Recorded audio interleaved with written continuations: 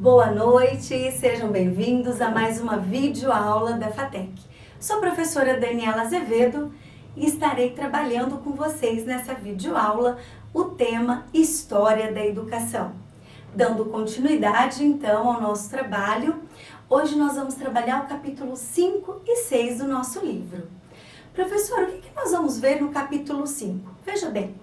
O capítulo 5 vem falar para nós, e uma continuidade do capítulo 4, sobre qual era o modelo comercial da época. Então, na época, nós tínhamos um modelo comercial agrário exportador dependente. Ou seja, o que regia o Brasil, né, era a questão de agropecuária, né, uma questão ainda comercial pequena, era esse o nosso cenário econômico. Isso nós estamos falando aí de 1894 a 1920, ok? Bom, e dando sequência, né? Aí nós vamos entrar no capítulo 5, que aí nós vamos trabalhar de 1920 a 1930. Você deve se recordar da política café com leite. Pois é, essa política denominada café com leite, ela se encontra no nosso capítulo 5 do livro. O que era isso, professora? Era assim, o estado de São Paulo, junto com Minas, revezava quem ia ser o governante. Então, ora o governante era do estado de São Paulo, um grande produtor de café, ora o governador, presidente no caso, líder, nós estamos falando do governador na figura de governância, era de Minas Gerais, um grande produtor de leite. E assim, a política ficava política café com leite. E nessa época nós tínhamos também o voto de cabresto. Então se eu, funcionária, eu tinha que voltar aonde o meu patrão assim pedia, certo? Caminhando após essa política café com leite, essa questão do voto de cabresto, que nós vamos estudar detalhadamente nesse capítulo 5, e vocês têm a leitura aí com vocês, nós entramos então no capítulo 6. E o que o capítulo 6 vem falar para nós? O capítulo 6, que é o capítulo que vai falar do processo de início do desenvolvimento industrial. Exatamente. Então, quando nós chegamos nessa fase de 1920 para 1930, nós temos o que no nosso cenário político-econômico? Nós temos o fim da política do café com leite, com a derrubada do até então presidente Washington Luiz, e temos a ascensão do presidente Getúlio Vargas, conhecido também como Vargas, e o governo populista. Então, nós vamos estudar aí nesse capítulo o que foi esse processo. Então, essa derrubada, né, de Washington Luiz para a ascensão de Getúlio Vargas vai ser chamada de Revolução Constitucional ou Revolução de 30, tanto que 9 de julho é feriado. Por quê no estado de São Paulo? Dia do Soldado Constitucionalista, advindo então dessa época, dessa Revolução de 1930. Bom, dado esse panorama histórico, professora, peraí, nós aqui do curso de licenciatura estamos estudando para ser docentes, a disciplina História da Educação, e por que nós estamos fazendo essa contextualização? Vejamos por que nós estamos fazendo essa contextualização. Todo o processo educacional do qual nós temos hoje é fruto de um processo histórico, de um processo político, educacional, histórico e social. Tá? Então, se na época dessa república, dessa república velha, né? Política, café com leite, voto de cabresto, a pergunta é: quem ia para as escolas? Quem tinha acesso? E se eu ainda voltar no passado, mulheres iam para a escola? Negros iam para a escola? Tinham acesso a esse conhecimento? Não. Tudo isso é fruto de lutas, de conquistas. E com a chegada desse processo maior de desenvolvimento, de industrialização, o que começa a solicitar das pessoas? Uma competência intelectual maior. Então, se antes eu não precisava ler e escrever, por conta dessa República Velha e do cenário político que ali existia, então, nesse novo período desenvolvimentista e industrial, eu tenho, então, uma necessidade maior de pessoas que saibam ler e escrever. Então, todo esse processo de desenvolvimento, ele o quê? Ele culmina para que haja uma abertura nas escolas, tá? E é em 1930 também que nós vamos ter o decreto onde vai se ter um acesso ao conhecimento maior, conforme está na nossa apostila. Outro fato, vocês sabem, em média, qual que era o nível de analfabetismo nessa época? Vamos trabalhar em 1900, né? A gente está em 1890, 1920. Chutou? 50%? Mais ou menos. Mais, bem mais. O índice de analfabetismo era de 75% a 85% nessa época. Então, se hoje nós temos uma escola pública de acesso a todos, isso não é fruto apenas de uma pessoa que resolve fazer a escola ampla para todos, não. Isso é um processo histórico, né? É uma militância. E nós, profissionais da educação, precisamos ter o nosso posicionamento reflexivo, crítico. Precisamos pensar em tudo isso. Então, eu não posso simplesmente chegar na sala de aula e olhar para aquele aluno e olhar para o método do qual nós trabalhamos hoje na sociedade brasileira, no estado de São Paulo, e não ter a mínima noção do processo histórico que teve.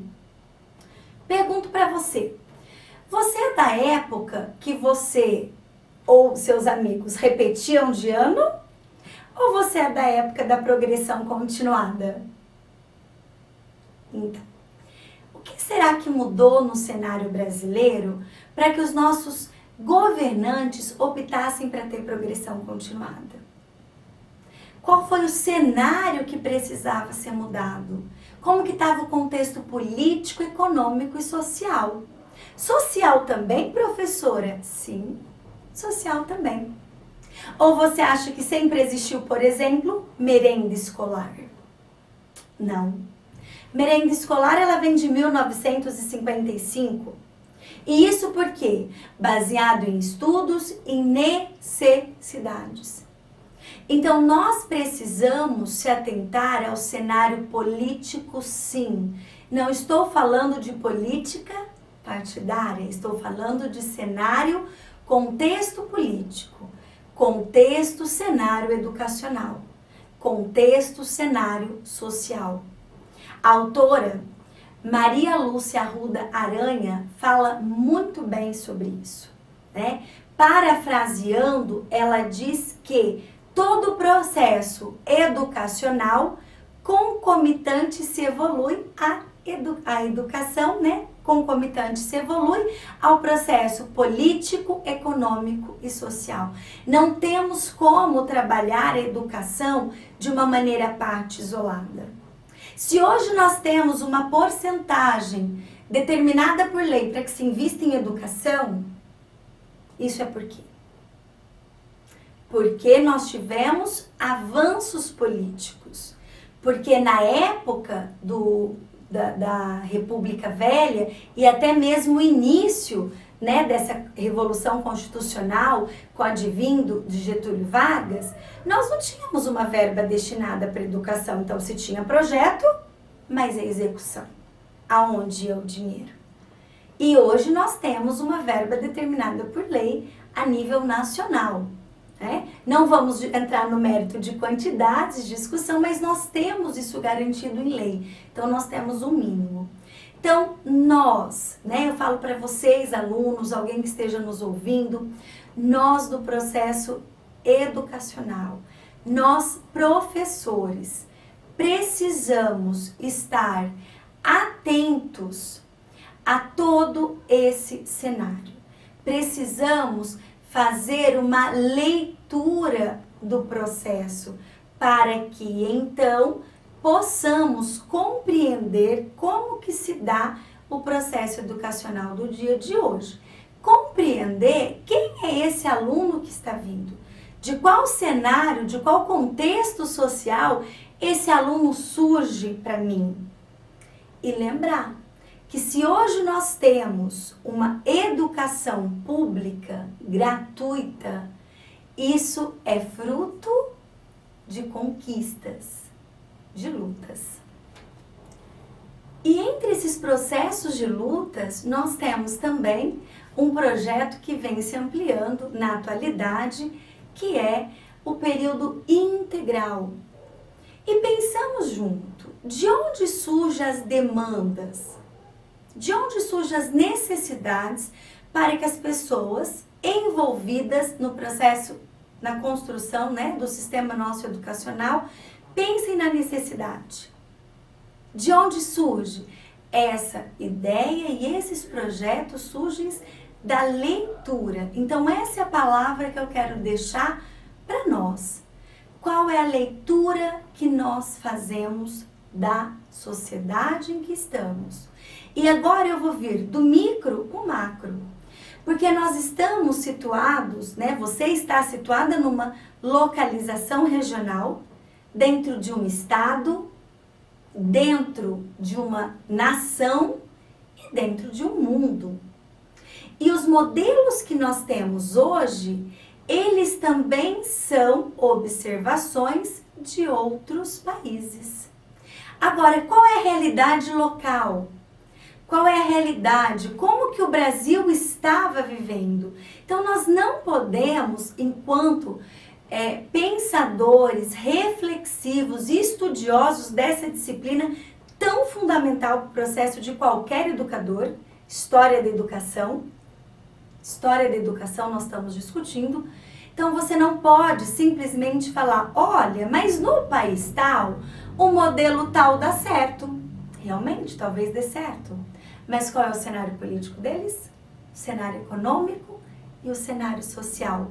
Compreendem a importância de estudar todo esse contexto para então entender o contexto educacional? E agora eu quero convidar você, antes da gente fazer um desfecho, a tomar nota desses pontos principais. Vamos lá comigo? Isso, então, nós estamos trabalhando a disciplina História da Educação.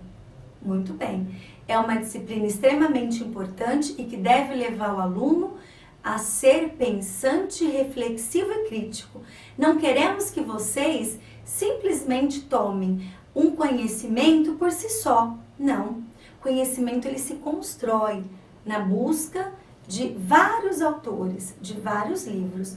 E aqui nós estamos se reportando a um contexto, né? A um livro, mas vocês têm um material de apoio.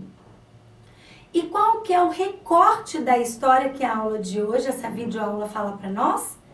A trajetória, né, da política café com leite para, então, a Constituição de 30, a Revolução Constitucionalista. Então, é esse o período que nós estamos trabalhando. Então, é esse olhar histórico que nós estamos fazendo. E aí, nós abrimos o leque para que, além de compreender um pouquinho mais do processo, desse cenário político-histórico do Brasil, possamos compreender que o que nós temos hoje são avanços que foram conquistados ao longo do tempo. E não se esqueçam, às vezes adolescente não quer ir para a escola.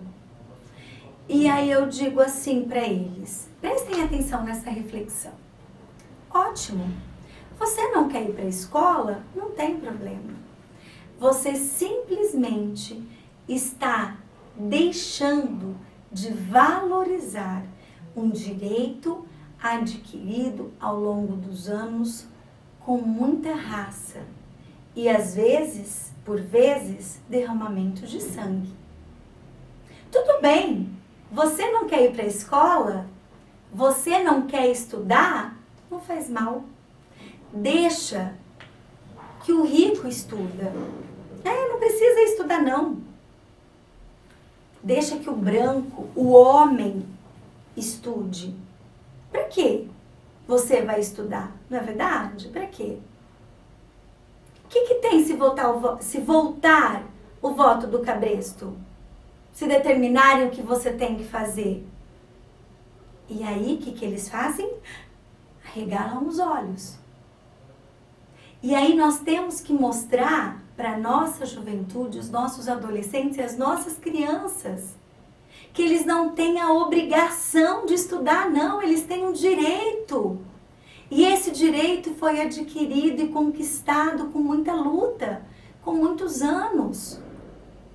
Eles precisam saber que mulher não tinha direito à escola, negro não tinha direito, e mesmo que fosse um homem branco, só se fosse da burguesia.